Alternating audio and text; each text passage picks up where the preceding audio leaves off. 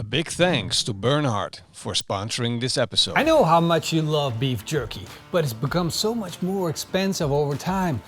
Look at it.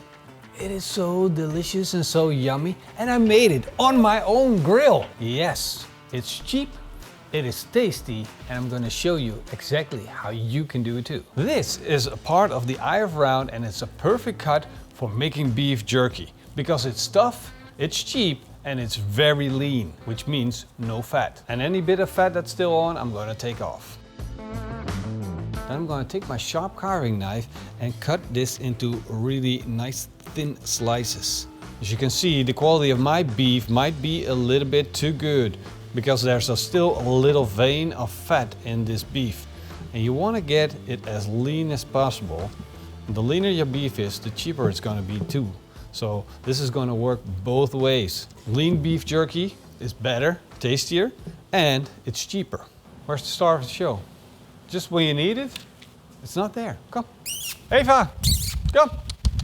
Come. So of course the beef jerky is going to be delicious, but you need a marinade to make it flavorful and to get that real beef jerky flavor into the meat. I want to make a marinade that makes you think of beef jerky, but also pops.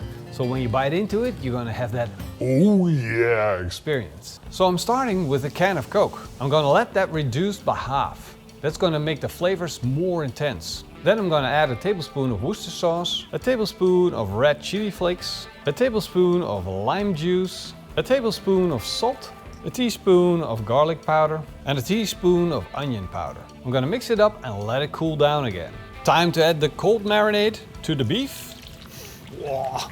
If you could just smell this, this has that original beef jerky fragrance popping up into my nose. And I want to make sure that that moisture, that juice, that marinade touches every little bit of that beef. So I'm picking out every one of them, making sure that everyone gets a little bit of that juice and it's really well mixed. And once that's done, I'm going to push it down. And then this goes into the fridge for at least 2 hours. 2 hours has gone by and I'm going to place the beef jerky on the barbecue before I turn it on. The meat has gotten a bit darker and it's released some of its moisture. Now, I could pat this dry if I want to.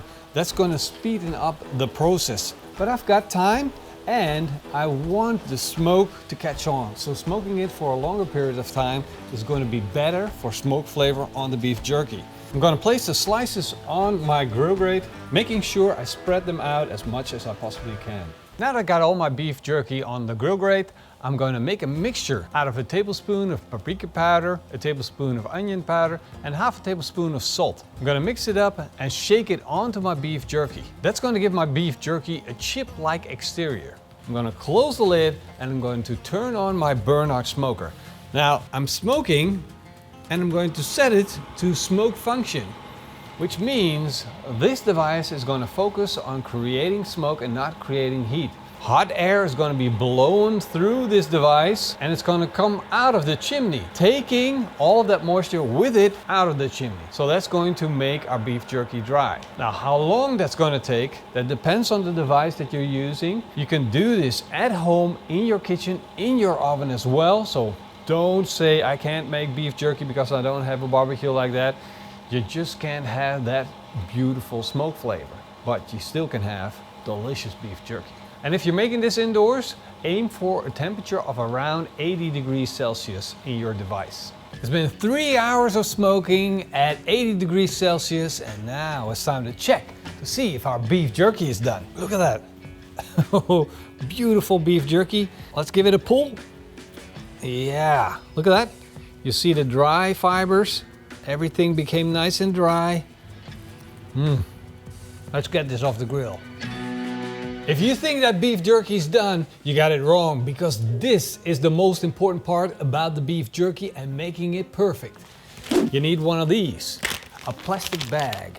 And you're gonna put your beef jerky in, put it in the fridge for 24 hours, and then you're going to take that beef jerky out. Because what's going to happen in this bag is we're going to seal it up, and all of that moisture that's still in here is going to redistribute. What is now dry becomes really nice and chewy. and you don't have that really tough, crunchy edges on the outside anymore that you get from smoking, now it is absolutely perfect. So those 24 hours are the most important 24 hours of your life.